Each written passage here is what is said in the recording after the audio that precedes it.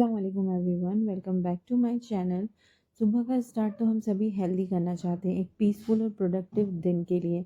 कुछ लोग इसे गर्म पानी पीकर करते हैं तो कुछ लोग कोई और हेल्दी हैबिट से स्टार्ट करते हैं। लेकिन सच ये है, एक सुकून भरी सुबह रात की प्लानिंग से शुरू होती है। एक मुस्लिम हाउसवाइफ के लिए रात सिर्फ रेस्ट का वक्त नहीं होता, बल्कि शुक्र, सफाई और नियत का वक्त होता है, ताकि अगला दिन बरकत भरा हो। तो आज के ब्लॉग में मैं शेयर करूंगी अपनी कुछ सिंपल नाइट हैबिट्स, जिनसे ना सिर्फ सुबह इजी लगती है बल्कि दिल में सुकून और दिन बरकत भरा होता है। ये कोई फैंसी रूटीन नहीं है, बस वो सिंपल चीज़ें, रियलिस्टिक हैबिट्स हैं जो हर हाउसवाइफ अपने तरीके से करती हैं। और आपको भी जानना है वो हैबिट्स, तो ब्लॉग को एंड तक ज़रूर देखें। लास्ट की जो 2 हैबिट्स हैं वो सबसे ज़्यादा इम्पॉर्टेंट है हर मुस्लिम हाउसवाइफ के लिए। तो चलिए स्टार्ट करते हैं।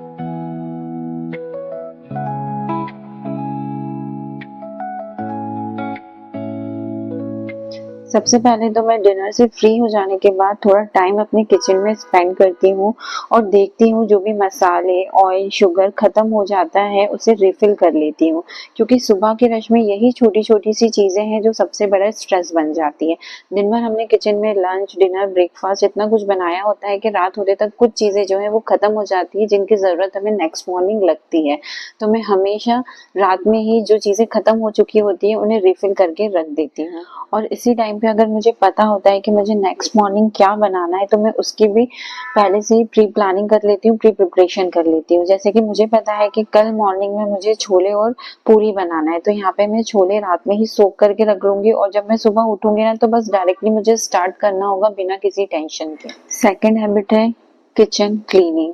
अगर आप सीरियसली अपने लव्ड वंस को बीमारियों से बचाना चाहते हैं, अपने घर में सुकून और बरकत चाहते हैं ना, तो रात के डिनर के बाद के जो झूठे बर्तन है उसको कभी भी सिंक में गंदा ना छोड़ें, उन्हें हमेशा क्लीन करके रखें। डिनर के बाद चाहे आपके किचन में झूठे बर्तन हो, चाहे आपके किचन का काउंटर टॉप हो या आपका गैस स्टोव हो, इन सारी चीजों को प्रॉपरली क्लीन करके जरूर रखें। अगर आप सिंक में झूठे बर्तन छोड़ देते हैं ना तो ये सबसे बड़ा रीजन बन जाता है बीमारियों का और बेबरकती का। हमेशा रात के बर्तनों को क्लीन करके सोएं, और अगर आप क्लीन नहीं कर सकते तो एटलीस्ट उनको पानी से निकाल कर उसके ऊपर कोई कपड़ा ढक दें, ताकि उन बर्तनों में कोई बीमारी ना हो। ये तो आपको भी पता होगा कि ये जो गंदे बर्तन होते हैं ये बीमारी का सबब बन जाते हैं, इन पे बीमारियां नाजिल होती हैं। इसलिए हमेशा कोशिश करें कि रात के बर्तनों को क्लीन करके। मेरे लिए तो डिनर के बाद किचन को साफ करना बिल्कुल एक थेरेपी जैसा है। जब मेरा काउंटर टॉप, गैस, सिंक सब क्लीन हो जाता है ना तो लगता है जैसे मेरा पूरा दिन कंप्लीट हो गया हो और एक अलग सी रिफ्रेशमेंट आ गई हो मेरे घर में, मेरे किचन में। और मेरी एक हैबिट है कि मैं एंड में क्या करती हूँ, हमेशा सिंक में ना गर्म पानी डाल देती हूँ। एक सिंपल सा हाइजीन स्टेप है, पर इससे किचन में स्मेल भी नहीं आती और जो किचन है वो हमेशा रिफ्रेश रहता है। और जो कॉकरोचों की शिकायत होती है जो सिंक में से आ जाते हैं, जो बीमारियों का सबब बनते हैं, इससे वो प्रॉब्लम भी हट जाती है। फिर आ जाती हूँ मैं अपने बेडरूम में, और नेक्स्ट हैबिट यही है, सोने से पहले अपने बेड को क्लीन करना। मैं भी अपनी बेडशीट को सही कर देती हूँ, ब्लैंकेट्स रख देती हूँ ताकि सुकून से बस सो सकूं। सोने से पहले अपना बेड सही करना, चादर थोड़ा झाड़ लेना, ये सिर्फ एक डेली हैबिट नहीं है, ये एक सुन्नत है, ये हमारे नबी की सुन्नत है। सोने से पहले अपना बिस्तर झाड़ लेना चाहिए ताकि कोई भी छोटी चीज या नुकसान ना रहे और हम पाको साफ जगह पर सोएं।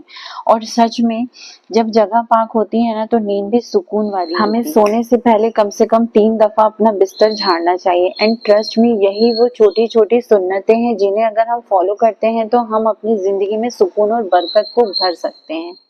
नेक्स्ट हैबिट है, मैं डेली सोने से पहले अपने घर का एक डिक्लटर राउंड लगाती हूँ। इसमें मुझे मुश्किल से 5 मिनट लगते हैं, लेकिन मेरे घर की सफाई हो जाती है।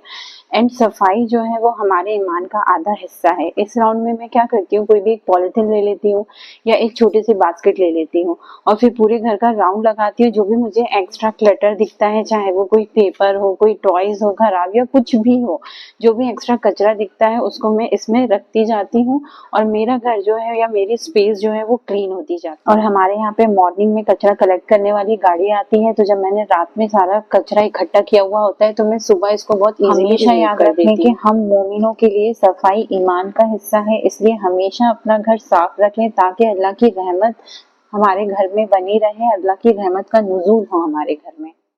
नेक्स्ट हैबिट है कोजी विंटर सेटअप। क्योंकि अभी विंटर्स चल रहे हैं तो घर में बच्चे होते हैं, बड़े होते हैं, किसी ना किसी को नज़ला जुकाम की शिकायत हो ही रही होती है।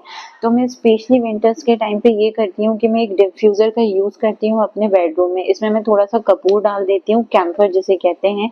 विंटर्स में ये बहुत सूथिंग लगता है। अगर नोज ब्लॉक हो तो ये एक नेचुरल कंफर्ट देता है और रूम में भी एक पीसफुल फ्रेगनेंस सी हो जाती है। तो पूरा जो बेडरूम का एनवायरनमेंट है वो बहुत सूदिंग हो जाता है नाइट टाइम के लिए। रात में मुझे अपनी छोटी-छोटी कंफर्ट की चीज़ें रेडी रखना पसंद है अपने बेड साइड टेबल पर। एक जग पानी, एक ग्लास लिप बाम, ताकि नाइट में कुछ चाहिए हो तो उठना ना पड़े, और मेरी तस्वीर बस एक हैबिट बन गई है, कभी नींद ना आए तो दिल को शांत कर लेती है।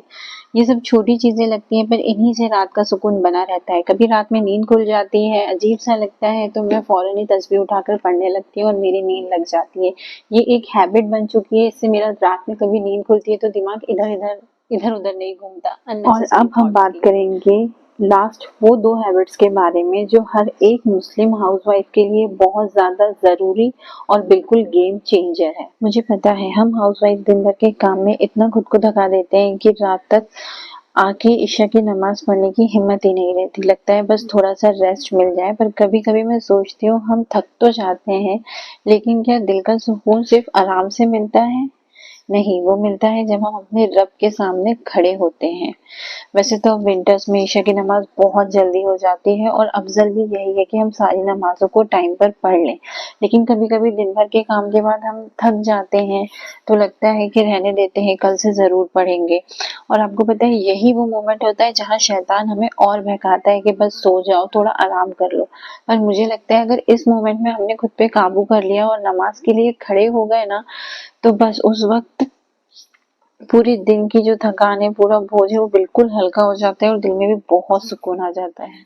तो हम हाउसवाइफ्स को किसी भी रीज़न की वजह से कभी भी अपनी नमाज़ को स्किप नहीं करना है। वैसे तो कोई भी नमाज़ स्किप नहीं करना है, लेकिन मेनली इशा के टाइम पे हम सोचते हैं कि रेस्ट कर लें क्योंकि हम बहुत ज़्यादा थके हुए होते हैं, लेकिन हमें ऐसा नहीं करना है। भले लेट ही सही, लेकिन हमें नमाज़ ज़रूर पढ़नी है।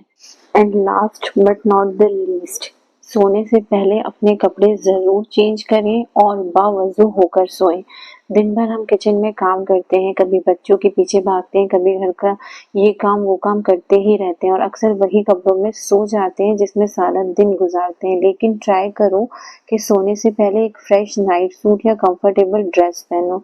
ये सिर्फ एक हैबिट नहीं है, ये एक सेल्फ केयर स्टेप है। मेरा तो ये मानना है जैसे दिन की शुरुआत पीसफुल होनी चाहिए ना, वैसे ही दिन का जो एंड है वो भी फ्रेश और पीसफुल होना चाहिए। इसलिए सोने से पहले वज़ू करके ही सोना है, नाइट सूट चेंज करना है, क्योंकि जब हम फिज़िकली क्लीन होते हैं ना तो माइंड भी हमारा बिल्कुल सुकून में रहता है। थोड़ा-सा सेल्फ केयर कर लिया, है ना? अपने पैरों को मसाज दे दी किसी भी क्रीम या ऑयल से, है ना? ये सब जो होता है ये अपने आप को बहुत रिफ्रेश फील कराता है और मैं भी यही करती हूँ, अपने पैरों को मसाज ज़रूर करती हूँ सोने से पहले और बस फिर अपने बेड पे जाके सो जाती हूँ, लेट जाती हूँ इस एक प्यारे से थॉट के साथ कि इंशाअल्लाह कल का दिन और बेहतर होगा। तो बस ये थी मेरी आज की नाइट रूटीन, सिंपल सी लेकिन दिल से की हुई। आई होप आज का व्लॉग आपको पसंद आया होगा। अगर अच्छा लगा हो तो लाइक ज़रूर करना और कमेंट में बताना आपकी नाइट रूटीन में क्या हैबिट है जो सबसे ज़्यादा इम्पोर्टेंट होती है।